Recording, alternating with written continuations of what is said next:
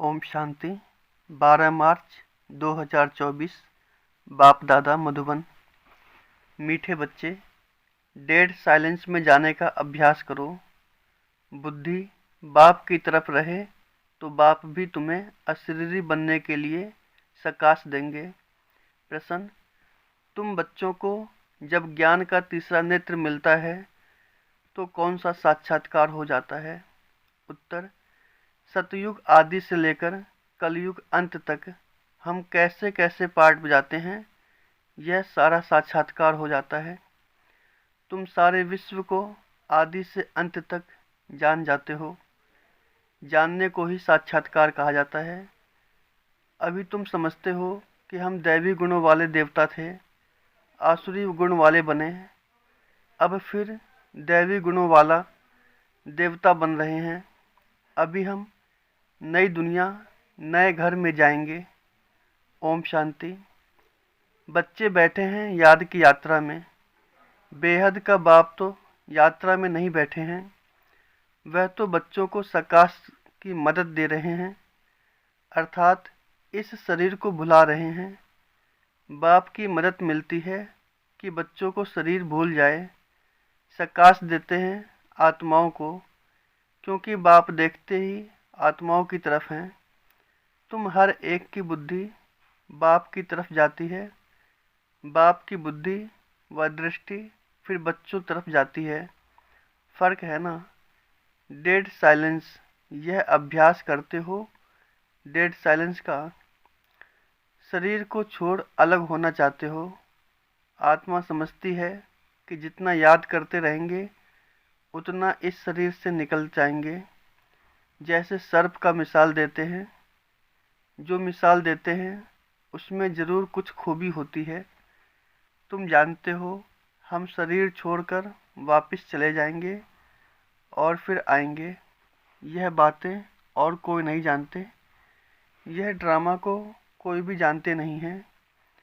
कोई भी ऐसी गारंटी नहीं देते कि इस याद से तुम्हारे विक्रम विनाश होंगे। ऐसी बात कोई भी सुनाते नहीं हैं। तुम बच्चे जानते हो हमारी अब वापसी जर्नी है। आत्मा का बुद्धि योग उस तरफ है। अब नाटक पूरा हुआ, अब घर जाना है। बाप को ही याद करना है। वही पतित पावन है। गंगा के पानी को तो लिबरेटर और गाइड नहीं कहेंगे। एक बाप ही लिबरेटर और गाइड हो सकता है। यह भी बड़ी समझने और समझाने की बातें हैं। वह तो है ही भक्ति, उनसे कोई कल्याण नहीं हो सकता। बच्चे जानते हैं पानी तो स्नान के लिए है, पानी कभी पावन नहीं बना सकता। ऐसे भी नहीं भावना का भाड़ा मिल सकता है। भक्ति मार्ग में उनका महत्व रख दिया है। इन सब बातों को कहा जाता है अंधश्रद्धा। ऐसी श्रद्धा रखते रखते मनुष्यों को टाइटल मिल जाते हैं। अंधे की औलाद अंधे, भगवान वाच है ना। अंधे और सच्चे कौन हैं, यह भी तुम बच्चे जानते हो। अभी सारे सृष्टि के आदि मध्य अंत को बाप द्वारा जाना है। तुम बाप को जान गए हो, इसलिए सृष्टि के आदि मध्य अंत और ड्यूरेशन को भी जान गए हो। एक एक बात पर विचार सागर मंथन कर अपना आप ही फैसला करना होता है। भक्ति और ज्ञान का कॉन्ट्रास्ट है। ज्ञान बिल्कुल ही न्यारी चीज़ है। यह नॉलेज नामी ग्रामी है, राजयोग की पढ़ाई है ना। बच्चों को यह भी मालूम पड़ा है देवताएं संपूर्ण निर्विकारी थे। रचता बाप ही बैठ अपना परिचय भी देते हैं। वह है परम आत्मा। परम आत्मा को ही परमात्मा कहते हैं। अंग्रेजी में सुप्रीम सोल कहा जाता है। सोल अर्थात आत्मा। बाप की आत्मा कोई बड़ी नहीं होती है। बाप की आत्मा भी ऐसे ही है जैसे तुम बच्चों की है। ऐसे नहीं बच्चे छोटे बाप बड़ा है, नहीं। वह सुप्रीम नॉलेजफुल बाप बहुत प्यार से बच्चों को समझाते रहते हैं। पाठ बजाने वाली आत्मा है, जरूर शरीर धारण कर पाठ बजाएगी। आत्मा के रहने का स्थान शांति धाम है। बच्चे जानते हैं आत्माएं ब्रह्म महातत्व में रहती हैं। जैसे हिंदुस्तान में रहने वाले अपने को हिंदू कह देते हैं, वैसे ही ब्रह्मांड में रहने वाले फिर ब्रह्म को ईश्वर समझ बैठे हैं। ड्रामा में गिरने का उपाय भी नुदा हुआ है, वापिस तो जा नहीं सकते, भल कोई कितना भी मेहनत करे। नाटक जब पूरा होता है तो सभी एक्टर्स आकर इकट्ठे होते हैं, क्रिएटर, मुख्य एक्टर भी खड़े हो जाते हैं। बच्चे जानते हैं अब यह नाटक पूरा होता है। यह बातें कोई भी साधु संत आदि जान नहीं सकते। आत्मा की यह नॉलेज कोई को नहीं है। परमात्मा बाप यहाँ एक बार आते हैं और सबको तो यहाँ पाठ बजाना ही है। वृद्धि होती रहती है ना, आत्माएं सब कहाँ से आईं। अगर कोई वापिस जाता हो फिर तो वह रस्म पड़ जाए, एक आए दूसरा जाए, फिर उसमें पुनर्जन्म कहा नहीं जाए। पुनर्जन्म तो शुरू से ही चला आता है। पहले नंबर में है यह लक्ष्मी नारायण, बाप ने समझाया है। पुनर्जन्म लेते लेते पिछाड़ी में जब आ जाते हैं तो फिर पहले नंबर में जाना पड़ता है। इसमें संशय की बात तो हो नहीं सकती। आत्माओं का बाप खुद आकर समझाते हैं। क्या समझाते हैं? अपना भी परिचय देते हैं। आगे पता था क्या कि परम आत्मा क्या चीज़ है? सिर्फ शिव के मंदिर में जाते थे, यहाँ तो ढेर के ढेर मंदिर हैं। सतयुग में मंदिर पूजा आदि होती ही नहीं। वहाँ तुम पूज्य देवी देवता बनते हो, फिर आधा कल्प के बाद पुजारी बनते हो, तो उनको फिर देवी देवता नहीं कहेंगे। फिर बाप आकर पूज्य बनाते हैं। और कोई देश में यह गायन नहीं है, राम राज्य रावण राज्य। अभी तुम समझ गए हो राम राज्य का ड्यूरेशन कितना है, सिद्ध करना चाहिए। यह नाटक है, इनको समझाना है। ऊंचते ऊंच बाप है, वह भी नॉलेजफुल है। हम उनके द्वारा ऊंचते ऊंच बनते हैं, ऊंचते ऊंच पद मिलता है। बाप हमको पढ़ाते हैं, दैवी गुण भी धारण करने हैं। बच्चे वर्णन करते हैं, आप ऐसे हैं, हम ऐसे हैं। इस समय तुम जानते हो हमको इन जैसा संपूर्ण निर्विकारी बनना है। बाप को याद करने के सिवाय और कोई उपाय नहीं है। अगर कोई जानता हो तो बताए। ऐसे थोड़ी कहेंगे कि ब्रह्म व तत्व निर्विकारी है। नहीं, आत्मा ही निर्विकारी बनती है। ब्रह्म व तत्व को आत्मा नहीं कहा जाता है, वह तो रहने का स्थान है। बच्चों को समझाया जाता है आत्मा में ही बुद्धि है। वह जब तमो प्रधान बन जाती है तो बेसमझ बन जाती है। समझदार और बेसमझ है ना, तुम्हारी बुद्धि कितनी स्वच्छ बनती है और फिर मलेच्छ हो जाती है। तुम्हें प्योरिटी और इम्प्योरिटी के कॉन्ट्रास्ट का मालूम पड़ा है। इम्प्योर आत्मा वापस जा नहीं सकती। अब अपवित्र से पवित्र कैसे बने, उसके लिए रनी मारते रहते हैं। यह भी ड्रामा में नूद है। अभी तुम जानते हो यह है संगम युग। बाप एक ही बार आते हैं ले जाने। सब तो नई दुनिया में नहीं जाते हैं, जिनका पाठ नहीं वह शांति धाम में रहते हैं। इसलिए चित्रों में भी दिखाया है। बाकी और जो भी चित्र आदि हैं वह है भक्ति मार्ग के, ये है ज्ञान मार्ग के, जिससे समझाया जाता है सृष्टि का चक्र कैसे फिरता है, हम कैसे नीचे उतरते हैं। 14 कला से 12 कला होती है।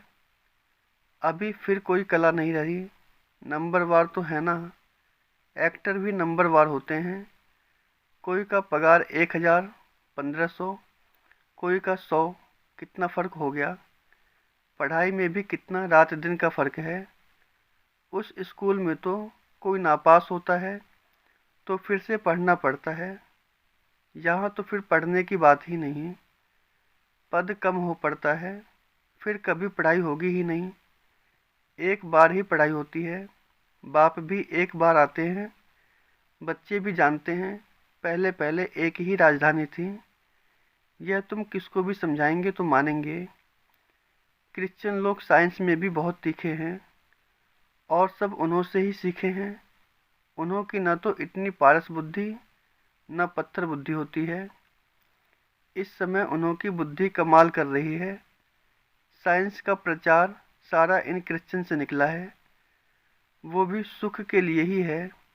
तुम जानते हो, इस पुरानी दुनिया का विनाश तो होना ही है, फिर तुम शांति धाम सुख धाम में चले जाएंगे।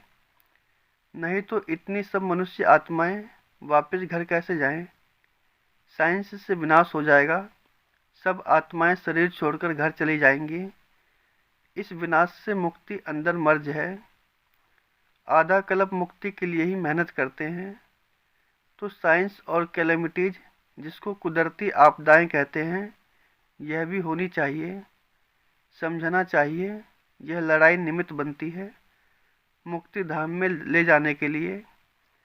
इतने सबको मुक्ति धाम में जाना है।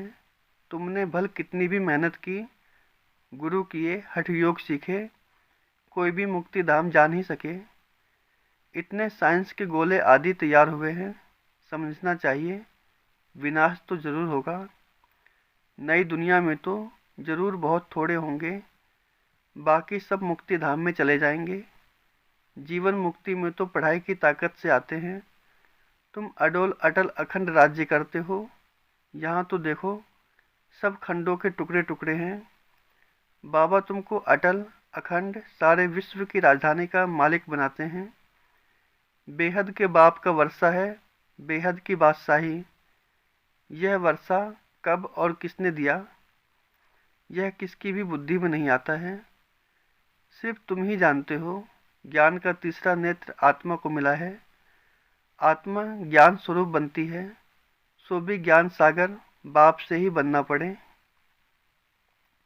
बाप ही आकर रचता और रचना के आदि मध्य अंत का नॉलेज दे रहे हैं। है भी एक सेकंड की बात, सेकंड में जीवन मुक्ति, बाकी सबको मुक्ति मिलती है। यह भी ड्रामा बना हुआ है। रावण के बंधन से सब मुक्त हो जाते हैं। वो लोग विश्व में शांति के लिए कितनी मेहनत करते हैं, यह सिर्फ तुम बच्चे ही जानते हो कि विश्व में और ब्रह्मांड में शांति कब होती है। ब्रह्मांड में शांति कहा जाता है, फिर विश्व में शांति और सुख दोनों रहते हैं। विश्व अलग है और ब्रह्मांड अलग है।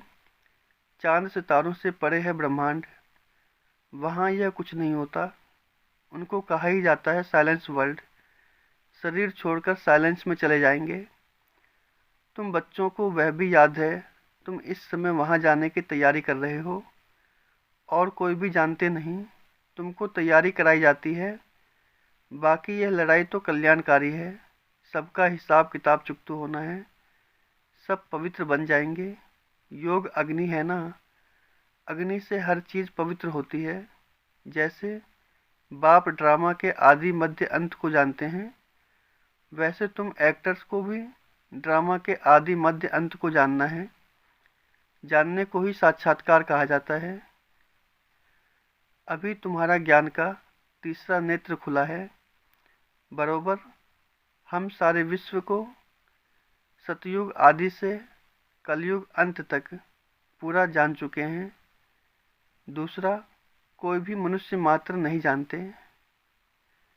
तुम समझते हो, हम जो दैवी गुण वाले थे, वही फिर आसुरी गुणों वाले बनते हैं। फिर बाप आकर दैवी गुणों वाला बनाते हैं। बाप आते ही हैं पतितों को पावन बनाने।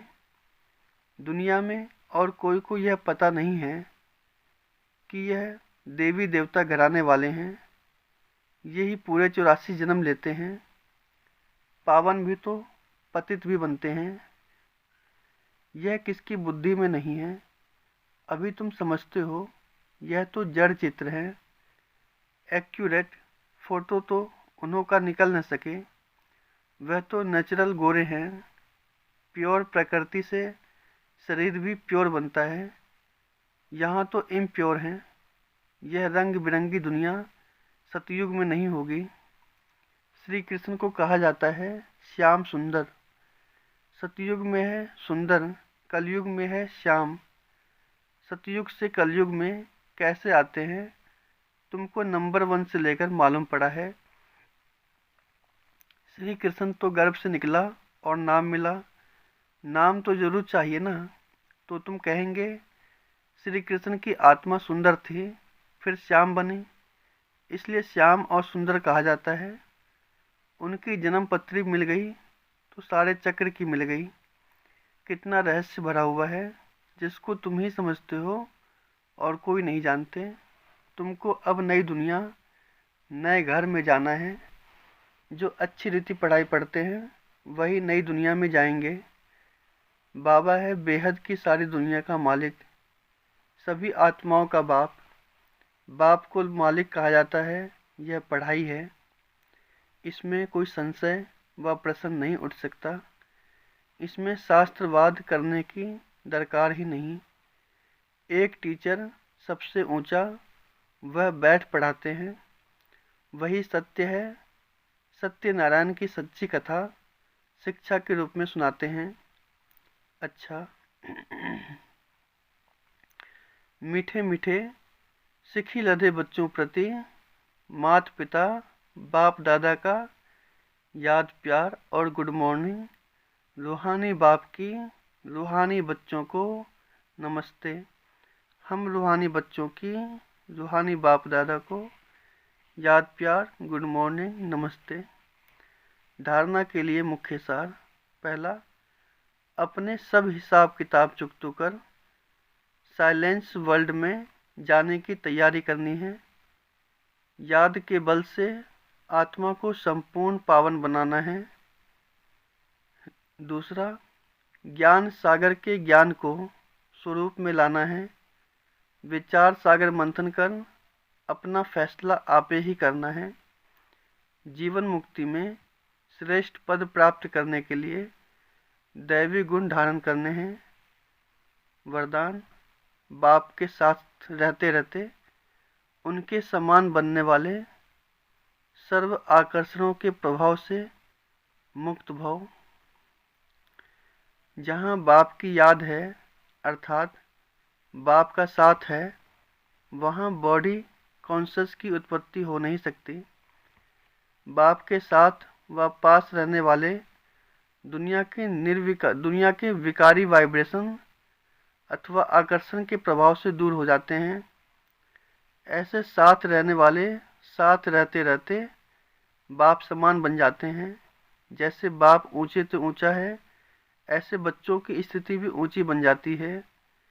नीचे की कोई भी बातें उन पर अपना प्रभाव डाल नहीं सकती हैं।